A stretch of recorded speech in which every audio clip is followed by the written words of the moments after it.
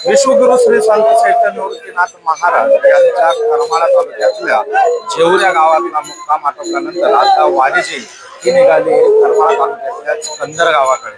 आपण पाहू शकतो वारकरीचे जे आता पायी दिंडीची ती निघालेली खरं तर वारीचा प्रवास जो आहे तो प्रवास जो आहे अंतर वाढल्यामुळे आता वारकऱ्यांची जी वारी माऊलींचा जो रथ आहे हातांचा तो रथ सकाळी 7 वाजता मुक्कामाच्या ठिकाणाहून निघत असतो। तर आपण या वारी दरम्यान प्रवासात जर बघितलं तर या ठिकाणी वारकऱ्यांसाठी स्थानिक नागरिकांकडनं चहा पाण्याची व्यवस्था करण्यात या ठिकाणी दुधाची व्यवस्था जी ती वारकऱ्यांसाठी केलेली आहे। खरं तर दरवर्षीप्रमाणे यावर्षी देखील यांच्याकडनं वारीमध्ये सहभागी झालेल्या वारकऱ्यांसाठी दुधाची व्यवस्था करण्यात आलेली आहे।